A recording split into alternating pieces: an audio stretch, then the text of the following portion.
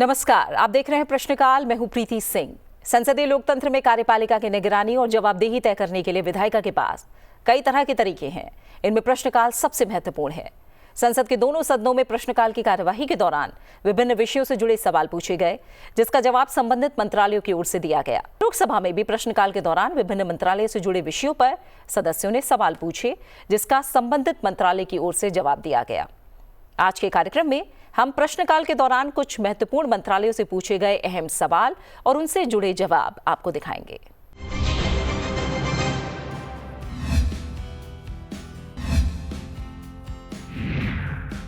आज के कार्यक्रम का पहला सवाल जुड़ा है मलिन बस्तियों के उन्मूलन और पुनर्वास की पहल से। इस सवाल को पूछा है लोकसभा सांसद कल्याण बैनर्जी ने। उन्होंने आवासन और शहरी कार्य मंत्रालय से पूछा कि क्या सरकार ने महानगरों और शहरों में मलिन बस्तियों के उन्मूलन के लिए पुनर्वास प्रस्तावों के साथ विभिन्न परियोजनाओं का प्रस्ताव किया है। यदि हाँ, तो पात्रता मानदंड, शर्तों और उसकी वित्त पोषण प्रक्रिया सहित ऐसी योजनाओं का ब्यौरा क्या है। संयुक्त राष्ट्र सतत विकास लक्ष्यों के अनुरूप मलिन बस्ती उन्मूलन कार्यक्रम 2030 की वर्तमान स्थिति क्या है।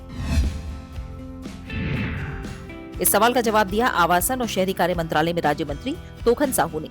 अपने जवाब में उन्होंने बताया कि भूमि और कॉलोनीकरण राज्य के विषय हैं, इसलिए स्लमों के उन्मूलन से संबंधित योजनाएं राज्य संघ राज्य क्षेत्र सरकारों द्वारा कार्यान्वित की जाती हैं। हालांकि भारत सरकार वर्ष 2015 से प्रधानमंत्री आवास योजना शहरी PMAYU के माध्यम से महानगरों और शहरों के स्लम वासियों सहित देश भर में सभी पात्र शहरी लाभार्थियों को बुनियादी सुविधाओं के साथ पक्का आवास उपलब्ध कराने के लिए केंद्रीय सहायता प्रदान करके राज्यों संघ राज्य क्षेत्रों के प्रयासों में सहायता प्रदान कर रही है। PMAYU योजना 4 घटकों के माध्यम से कार्यान्वित की जाती है।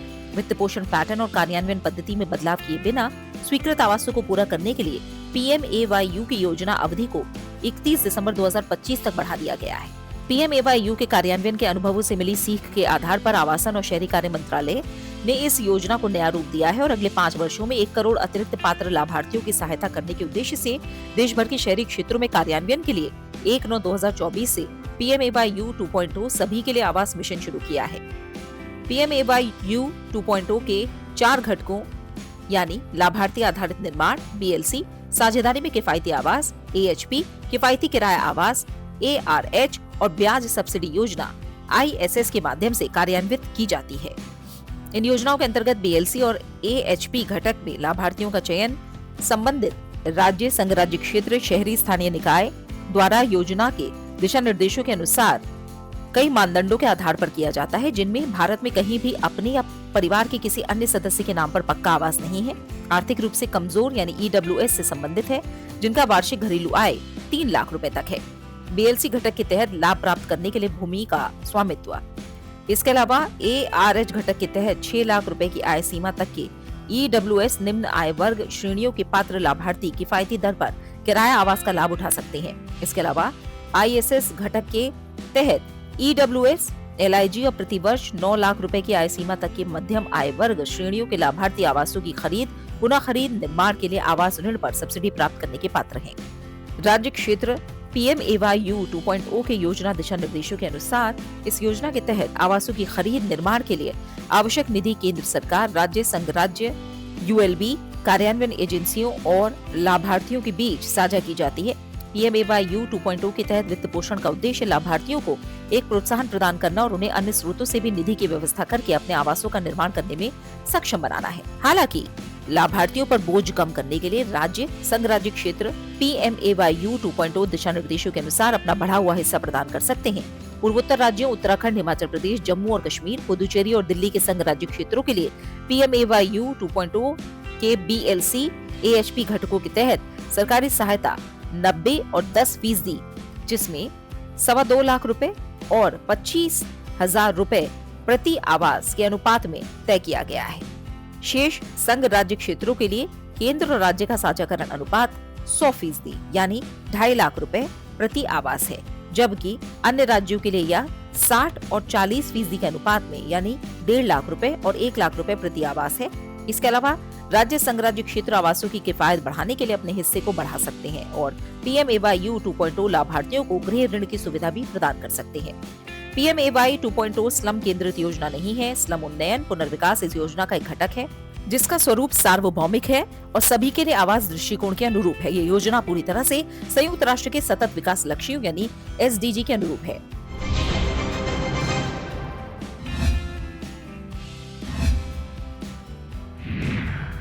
आज के कार्यक्रम का अगला सवाल जुड़ा है स्वदेशी जनजातीय भाषाओं का संरक्षण और परिरक्षण से। इस सवाल को पूछा है लोकसभा सांसद प्रीति देवी देव बर्मन ने। उन्होंने जनजातीय कार्य मंत्रालय से पूछा कि क्या सरकार ने त्रिपुरा की स्वदेशी जनजातीय भाषाओं और बोलियों के संरक्षण और परिरक्षण के लिए कोई कदम उठाए हैं? अगर हाँ तो ब्यौरा क्या है और ये सुनिश्चित करने के लिए कौन सी विशिष्ट पहल की गई है इन भाषाओं को भावी पीढ़ियों के लिए ताकि सुरक्षित रखा जाए। पिछले 5 वित्तीय वर्षों के दौरान त्रिपुरा में स्वदेशी जनजातीय भाषाओं के संरक्षण, संवर्धन और विकास के लिए वित्तीय आवंटन और आवंटित निधियों का उपयोग किस प्रकार किया जा रहा है? क्या जनजातीय कल्याण विभाग, शिक्षा, मीडिया और सार्वजनिक संस्थानों सहित दैनिक जीवन में इन भाषाओं के उपयोग को बढ़ावा देने और प्रोत्साहित करने के लिए अन्य संबंधित विभागों, निकायों या संस्थानों के साथ समन्वय कर रहा है? अगर हाँ तो ब्यौरा क्या है? इस सवाल का जवाब दिया जनजातीय कार्य मंत्रालय में राज्य मंत्री दुर्गादास उइके ने। अपने जवाब में उन्होंने बताया कार्य मंत्रालय भारत सरकार ने केंद्र प्रायोजित योजना जनजातीय अनुसंधान संस्थानों को सहायता के तहत राज्यों, केंद्र शासित प्रदेशों में जनजातीय अनुसंधान और सांस्कृतिक संस्थान त्रिपुरा सहित 29 जनजातीय अनुसंधान संस्थानों को वित्तीय सहायता प्रदान की है। इस योजना के तहत बुनियादी ढांचागत जरूरतों, अनुसंधान और प्रलेखन गतिविधियों और प्रशिक्षण और क्षमता निर्माण कार्यक्रमों से संबंधित प्रस्ताव, आदिवासी त्योहारों का आयोजन, अनूठी सांस्कृतिक विरासत और पर्यटन को बढ़ावा देने के लिए यात्राएं और आदिवासियों द्वारा आदान प्रदान यात्राओं का आयोजन किया जाता है ताकि उनकी सांस्कृतिक प्रथाओं, भाषाओं और अनुष्ठानों को संरक्षित और प्रसारित किया जा सके। TRI मुख्य रूप से राज्य सरकार, केंद्र शासित प्रदेश प्रशासन के प्रशासनिक नियंत्रण के तहत संस्थान है। इस योजना के तहत स्वदेशी आदिवासी भाषाओं और बोलियों के संरक्षण और संवर्धन के लिए शुरू की गई परियोजनाएं और गतिविधियों का भी उन्होंने ब्यौरा दिया, जिनमें जनजातीय भाषाओं में द्विभाषी शब्दकोश और त्रिभाषी दक्षता मॉड्यूल तैयार करना, नई शिक्षा नीति 2020 की तर्ज पर बहुभाषी शिक्षा MLE उपाय के तहत जनजातीय भाषाओं में कक्षा 1, 2 और 3 के छात्रों के लिए प्राइमर तैयार करना, जनजातीय भाषाओं में वर्णमाला, स्थानीय कविताओं और कहानियों का प्रकाशन, जनजातीय साहित्य को बढ़ावा देने के लिए विभिन्न जनजातीय भाषाओं में 55 पुस्तकों, प्रकाशनों का और पत्रिकाओं का प्रकाशन, जनजातीय लोक परंपरा के संरक्षण और संवर्धन के लिए विभिन्न जनजातियों के लोकगीतों और लोक कथाओं का दस्तावेजीकरण करना, मौखिक साहित्य, गीत, पहेलियां, गाथा गीत आदि का संग्रह करना, सिकल सेल अनीमिया उन्मूलन मिशन के अंतर्गत आने वाले राज्यों में स्थानीय जनजातीय बोलियों में सिकल सेल अनीमिया रोग जागरूकता मॉड्यूल 1 और निदान और उपचार मॉड्यूल 2 के बारे में प्रशिक्षण मॉड्यूल का अनुवाद और प्रकाशन, सम्मेलनों, संगोष्ठियों, कार्यशालाओं और काव्य संगोष्ठियों का आयोजन करना। इसके अलावा जैसा कि सूचित किया गया, त्रिपुरा सरकार की जनजातीय अनुसंधान और सांस्कृतिक संस्थान TR&CI ने त्रिपुरा की स्वदेशी जनजातीय भाषाओं और बोलियों के संरक्षण और परिरक्षण के लिए कई पहल की हैं, जिनमें त्रिपुरा की जनजातीय भाषाओं के अधिगम और शब्दकोशों पर पुस्तकों का प्रकाशन, हर साल त्रिपुरा की जनजातीय भाषाओं में साइमा नामक एक साहित्यिक पत्रिका का प्रकाशन, TUI नामक एक शोध पत्रिका का द्विवार्षिक प्रकाशन, त्रिपुरा विश्वविद्यालय एक केंद्रीय विश्वविद्यालय के सहयोग से त्रिपुरा की स्वदेशी जनजातीय भाषाओं और बोलियों पर सेमिनार, कार्यशाला का आयोजन, शोध पत्रों को प्रलेखित और प्रकाशित किया जाता है। त्रिपुरा की जनजातीय भाषाओं में जनजातीय विरासत, जीवन आदि पर श्रव्य दृश्य प्रलेखन तैयार करना, त्रिपुरा के जनजातीय लोकगीतों का नोटेशन तैयार करना।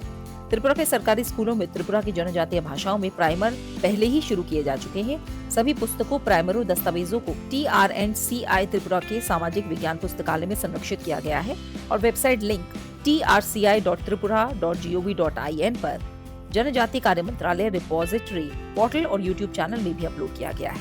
आवंटित धनराशि का उपयोग त्रिपुरा की प्रख्यात जनजातीय लेखकों, कवियों, लेखकों से त्रिपुरा की जनजातीय भाषा पर लेख एकत्रित करने, पुस्तकों के मुद्रण और प्रकाशन, त्रिपुरा विश्वविद्यालय के सहयोग से त्रिपुरा की स्वदेशी जनजातीय भाषाओं और बोलियों पर सेमिनार और कार्यशाला आयोजित करने में किया जा रहा है।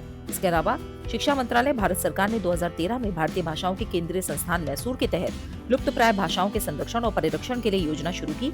संस्थान ने मुख्य समिति की मदद से चरणबद्ध तरीके से काम करने के लिए अपने पहले चरण में त्रिपुरा की दारलोंग, रांगलोंग और ऊंचाई भाषाओं सहित 117 भाषाओं की पहचान की।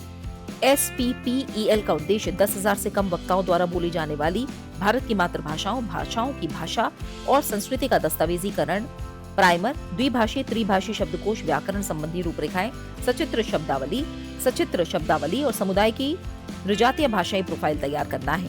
इसकी विस्तृत जानकारी sanchika.ciil.org पर उपलब्ध है। स्थानीय समुदाय के लोग SPPEL भाषा प्रलेखन प्रक्रिया का अभिन्न अंग है। सामुदायिक लोग क्षेत्रीय कार्य के दौरान भाषा सलाहकार के रूप में शामिल होते हैं, जहां यहाँ तक कि समुदाय के लोगों को भी भाषा प्रलेखन से संबंधित कार्यशाला, सेमिनार और सम्मेलनों में शामिल किया जाता है और आमंत्रित किया जाता है। इसके अलावा भारतीय भाषाओं के केंद्रीय संस्थान का डिजिटल भाषा भंडार, भाषा संचिका, जहाँ भाषा संरक्षण, प्रसार और तकनीकी प्रगति एक अग्रणी पहल में एक साथ मिलती है। अभिलेखागार पोर्टल का मुख्य उद्देश्य भारतीय भाषाई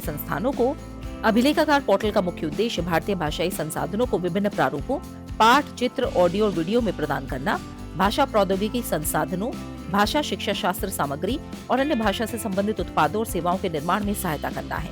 इसकी ब्यौरे sanchika.ciil.org पर उपलब्ध है। CIIL ने NCERT नई दिल्ली के सहयोग से 117 भाषाओं पर प्राइमर भी विकसित किए हैं, जिसका विवरण CIIL.org पर उपलब्ध है। इसके अलावा भारत सरकार के डिजिटल इंडिया पहल के हिस्से के रूप में CIIL 22 अनुसूचित और 99 गैर अनुसूचित भाषाओं सहित लगभग 121 भारतीय भाषाओं में ज्ञान संसाधन उपलब्ध कराने के लिए समर्पित भारतवाणी परियोजना को लागू कर रहा है। ये संसाधन इसके गतिशील और उपयोगकर्ता के अनुकूल वेब पोर्टल और मोबाइल ऐप के माध्यम से सुलभ है। कोकबोरोक, हलाम, मोग और चकमा गैर अनुसूचित जनजातीय भाषाएं हैं जो त्रिपुरा में बोली जाती हैं। ये एक समृद्ध साहित्यिक परंपरा के साथ भारतवाणी पोर्टल में एक प्रमुख स्थान रखती है। भारतवाणी इन भाषाओं के ज्ञान को डिजिटल रूप से संरक्षित करने और प्रसारित करने के लिए प्रतिबद्ध है। उपलब्ध संसाधनों को विभिन्न ज्ञान क्षेत्रों में वर्गीकृत किया गया है, जिनमें भारतीय भाषाओं के लिए भाषाई डेटा कंसोर्टियम विभिन्न मातृभाषाओं सहित सभी भारतीय भाषाओं में उच्च गुणवत्ता वाले भाषाई संसाधन विकसित कर रहा है।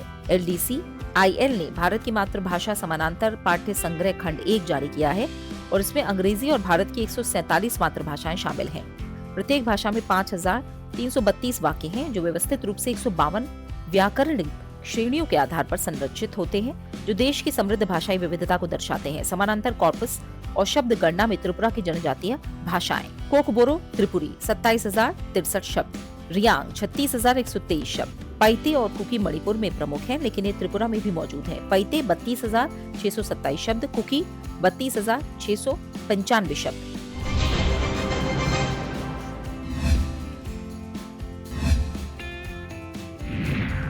आज के कार्यक्रम का अगला सवाल जुड़ा है पीयूसी केंद्रों पर पुराने प्रदूषण परीक्षण उपकरण से। इस सवाल को पूछा है लोकसभा सांसद विशाल दादा प्रकाश बापू पाटिल ने। उन्होंने सड़क परिवहन और राजमार्ग मंत्रालय से पूछा कि प्रदूषण नियंत्रण डेटा को वाहन डेटाबेस के साथ जोड़ने की सटीकता और विश्वसनीयता सुनिश्चित करने के लिए क्या कदम उठाए गए हैं। क्या सरकार पीयूसी केंद्रों पर पुराने प्रदूषण जांच उपकरणों की समस्या पर ध्यान दे रही है, जिसके कारण गलत परिणाम आने और वायु प्रदूषण बढ़ने की संभावना होती है। इसका ब्यौरा क्या है, अगर नहीं तो इसके कारण क्या है। सरकार विशेषकर दूर दराज के क्षेत्रों में मोबाइल पीयूसी परीक्षण इकाइयों के उपयोग को प्रोत्साहित करने के लिए क्या कदम उठा रही है। क्या सरकार गाड़ियों से निकलने वाले उत्सर्जन की निगरानी करने और प्रदूषण नियमों का पालन नहीं करने वाली गाड़ियों की पहचान करने के लिए रिमोट सेंसिंग टेक्नोलॉजी के उपयोग पर विचार कर रही है। इसका ब्यौरा क्या है। सवाल का जवाब दिया सड़क परिवहन और राजमार्ग मंत्री नितिन जयराम गडकरी ने। अपने जवाब में उन्होंने बताया कि 31 राज्यों में NIC द्वारा विकसित सॉफ्टवेयर का उपयोग करके प्रदूषण जांच करना लागू किया गया है। ये प्रणाली केंद्रीय मोटर यान नियमावली 1989 में परिभाषित विनिर्देशों और सीमा के अनुसार उत्सर्जन मानदंडों को सख्ती से मापती है। वाहनों के लिए प्रदूषण जांच के क्षेत्र में बेहतर प्रवर्तन की सुविधा के लिए NIC द्वारा प्रदूषण नियंत्रण प्रमाण पत्र संस्करण 2.0 विकसित किया गया है, जिसकी प्रमुख विशेषताएं हैं जियोफेज। ये एप्लीकेशन ऑटो उत्सर्जन जांच केंद्रों के 30 से 40 मीटर के पूर्व निर्धारित दायरे में काम करेगा। 3 मीडिया फाइलों को कैप्चर किया जाना, यानी पंजीकरण नंबर प्लेट की इमेज, पीयूसी केंद्र के साथ वाहन की लैंडस्केप इमेज और वाहन और पीयूसी केंद्र को कैप्चर करने वाला 4-5 सेकंड का एक बहुत छोटा वीडियो। जांच परिणाम का वास्तविक समय के आधार पर वाहन प्रणाली में अद्यतन किया जाता है। एक अतिरिक्त जांच के रूप में प्रणाली डिवाइस वार्षिक रखरखाव अनुबंध AMC, लाइसेंस वैधता या मशीन अंशांकन की समाप्ति के साथ पीयूसी केंद्र को ब्लॉक करती है। पीयूसी 2.0 मोबाइल एप्लीकेशन कई मोबाइल नंबरों के पंजीकरण की अनुमति देता है। हालांकि एक समय में केवल एक डिवाइस को लॉगिन करने की अनुमति है। सरकार ने सभी राज्यों और संघराज्य क्षेत्रों से NIC द्वारा विकसित अघटित PUCC सॉफ्टवेयर वर्जन 2.0 को कार्यान्वित करने का अनुरोध किया है। रिमोट सेंसिंग टेक्नोलॉजी पर automotive research association of India, international centre for automotive technology और international council on clean transportation द्वारा संयुक्त रूप से किए गए अध्ययन के लिए 510 लाख रुपए स्वीकृत किए गए हैं। राज्यसभा में प्रश्नकाल के दौरान विभिन्न दलों के सांसदों ने अलग अलग मंत्रालय से जुड़े कई अहम प्रश्न पूछे, जिसका सरकार की ओर से जवाब दिया गया।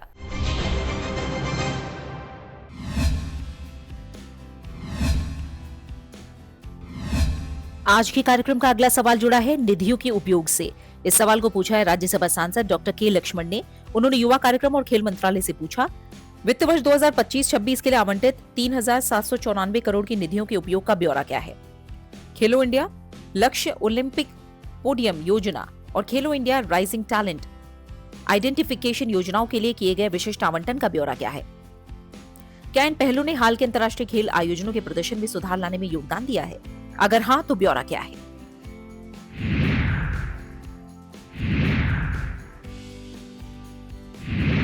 इस सवाल का जवाब दिया युवा कार्यक्रम और खेल मंत्री डॉक्टर मनसुख मांडविया ने। अपने जवाब में उन्होंने बताया कि युवा कार्यक्रम और खेल मंत्रालय को वित्त वर्ष 2025-26 के लिए 3,794 करोड़ रुपए आवंटित किए गए हैं। 8 दिसंबर 2025 की स्थिति के अनुसार इस मंत्रालय द्वारा आवंटित और उपयोग की गई धनराशि का विवरण अनुबंध में उन्होंने साझा किया। इसके अलावा टीओपीएस और कीर्ति स्कीमों के लिए आवंटन राष्ट्रीय खेल विकास कोष और खेलो इंडिया स्कीम के तहत किया जाता है। हाल के वर्षों में प्रमुख अंतर्राष्ट्रीय खेल स्पर्धाओं में भारतीय एथलीटों के बेहतर प्रदर्शन में टारगेट ओलंपिक पोडियम स्कीम के तहत की गई पहलों की महत्वपूर्ण भूमिका रही है। टोक्यो 2020 के बाद से ओलंपिक खेलों में सभी भारतीय पदक विजेताओं को टीओपीएस के तहत सहायता प्रदान की गई है, जो भारत की एलीट खेल सफलता पर स्कीम के प्रत्यक्ष प्रभाव को रेखांकित करती है। इसके अलावा टीओपीएस विकास समूह के तहत युवा एथलीटों को प्रदान की गई संरचित सहायता ने विभिन्न अंतर्राष्ट्रीय स्पर्धाओं के लिए एक प्रतिभा का एक मजबूत भविष्य सुनिश्चित करते हुए भारत की बेंच स्ट्रेंथ को शक्ति प्रदान करने में काफी योगदान दिया है। इसके अलावा टैलेंट डेवलपमेंट घटक प्रतिभाशाली खिलाड़ियों की पहचान को सुगम बनाता है और उन्हें बहुआयामी सहयोग के माध्यम से पोषित करता है। ये खेलो India athletes Paris Olympic 2024, Paris Paralympic 2024 और एशियाई खेल 2022 में भाग लेने वाले दलों का हिस्सा थे। स्कीम के माध्यम से एशियाई खेलों में भाग लेने वाले 124 खिलाड़ियों को सहायता प्रदान की गई, जिनमें से 41 KIA ने विभिन्न खेल विधाओं में 42 पदक जीते।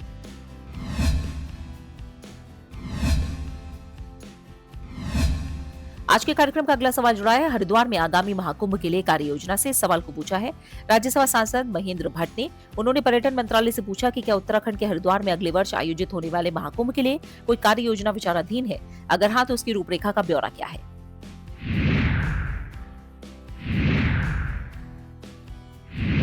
इस सवाल का जवाब दिया पर्यटन मंत्री गजेंद्र सिंह शेखावत ने। अपने जवाब में उन्होंने बताया कि पर्यटन मंत्रालय राज्यों, संघ राज्य क्षेत्रों में मेलों और सहोत्सवों के संवर्धन के लिए राज्य सरकारों, संघ राज्य क्षेत्र प्रशासनों को घरेलू प्रचार और आतिथ्य योजना के दिशा निर्देशों के तहत प्राप्त प्रस्तावों के आधार पर वित्तीय सहायता प्रदान करता है।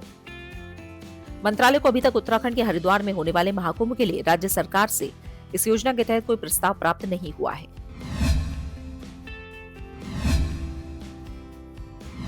आज के कार्यक्रम का अगला सवाल है उद्योग जगत को टेक्नोलॉजी ट्रांसफर से। इस सवाल को पूछा है राज्यसभा सांसद केसरी देव सिंह झाला ने। उन्होंने अंतरिक्ष विभाग से पूछा कि क्या भारतीय अंतरिक्ष अनुसंधान संगठन देश के भीतर महत्वपूर्ण अंतरिक्ष टेक्नोलॉजी का विकास कर रहा है और क्या इसरो अंतरिक्ष प्रणालियों के संपूर्ण उत्पादन के लिए इन टेक्नोलॉजी को उद्योग जगत को ट्रांसफर करने की योजना बना रहा है? अगर हाँ, तो कौन कौन सी टेक्नोलॉजी ट्रांसफर की गई है? क्या विभाग इन टेक्नोलॉजी के हस्तांतरण में स्टार्टअप्स को प्राथमिकता देने पर विचार कर रहा है? और क्या विभाग एक नई टेक्नोलॉजी ट्रांसफर नीति की योजना बना रहा है? अगर हाँ, तो स्थिति का ब्यौरा क्या है?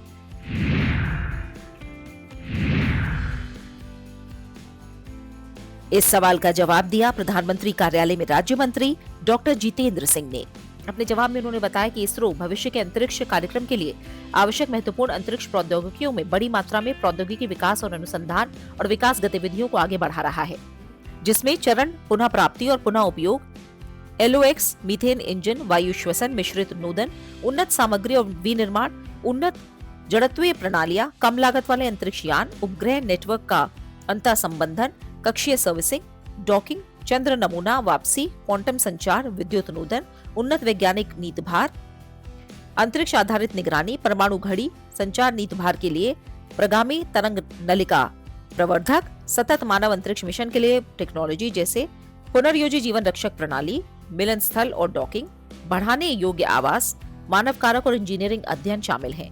इसरो, एनसिल और इन स्पेस के साथ मिलकर विभिन्न क्षेत्रों में उत्पन्न टेक्नोलॉजी भारतीय उद्योगों को आधिकारिक हस्तांतरित करने के लिए आवश्यक विभिन्न सक्रिय उपाय कर रहा है, ताकि तकनीकी आत्मनिर्भरता, औद्योगिक विकास और राष्ट्रीय विकास में योगदान मिल सके।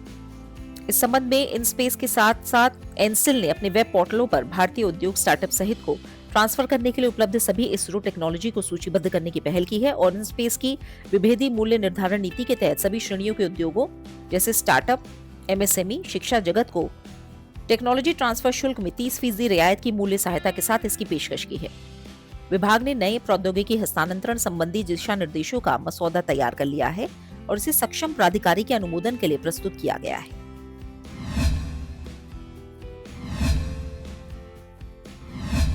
आज के कार्यक्रम का अगला सवाल है, विधिक क्षेत्र में कृत्रिम बुद्धिमत्ता के उपयोग से। सवाल को पूछा है राज्यसभा सांसद गोविंद भाई लालजी भाई ढोलकिया ने।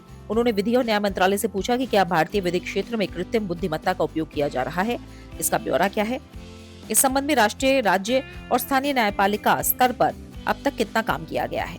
इस क्षेत्र में एआई के उपयोग से संबंध में सरकार की भविष्य की क्या योजनाएं हैं।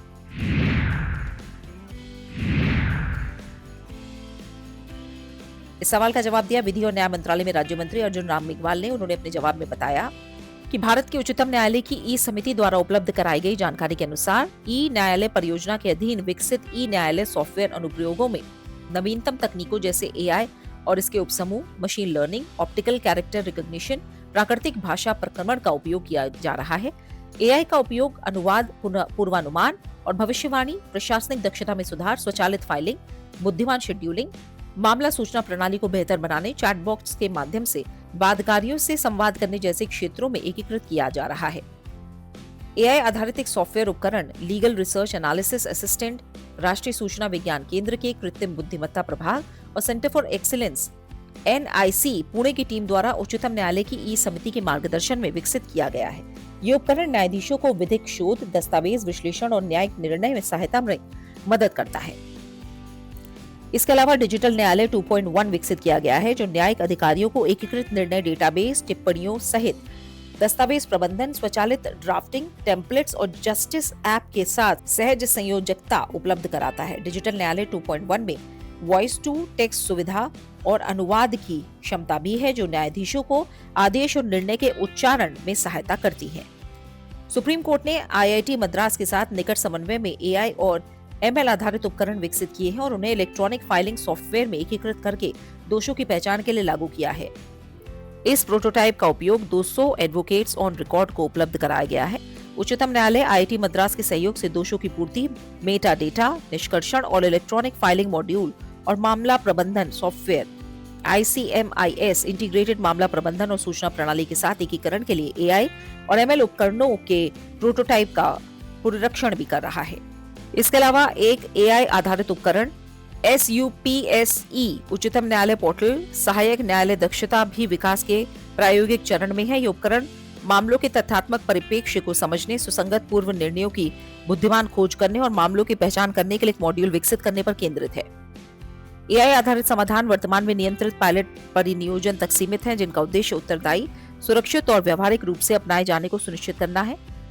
ई समिति इन पायलट पहलों का मूल्यांकन कर रही है और इनके परिचालन ढांचे का निर्माण और विनियमन संबंधित उच्च न्यायालयों के कारबार नियमों और नीतियों के अनुसार किया जाएगा।